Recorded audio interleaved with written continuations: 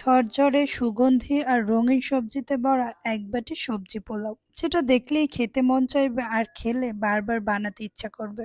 চলুন তাহলে আজ বানাই সহজ কিন্তু স্পেশাল ঝরঝরে সবজি পোলাও। আজকের পোলাওটা রান্না করার জন্য আমি অনেক আগের পুরনো একটা বিশাল কড়াই নিয়েছি। কড়াই যত পুরনোই হোক, রান্না সঠিকভাবে করতে পারলে খেতে অনেক মজাই হয়। প্রথমে আমি গরম মশলা ও হাফ কাপ পেঁয়াজ কুচি ব্রাউন কালার করে ভেজে নিয়েছি।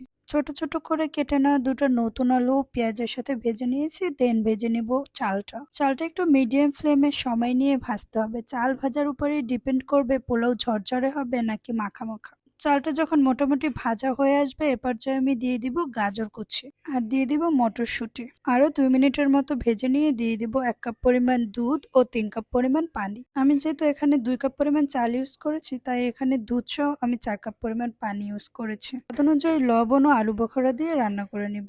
পোলাও যখন মোটামুটি হয়ে আসবে, এ পর্যায়ে আমি একটা তাওয়া দিয়ে কড়াইটা রেখে তারপর দিয়ে দিব ক্যাপসিকাম কুচি। ক্যাপসিকামটা পোলাওর সাথে ধীরে ধীরে মিশিয়ে নিয়ে 2 মিনিটের মতো চুলায় রাখবো। দেন চুলা বন্ধ করে সার্ভ করে নিব। আজকের মতো আল্লাহ হাফেজ।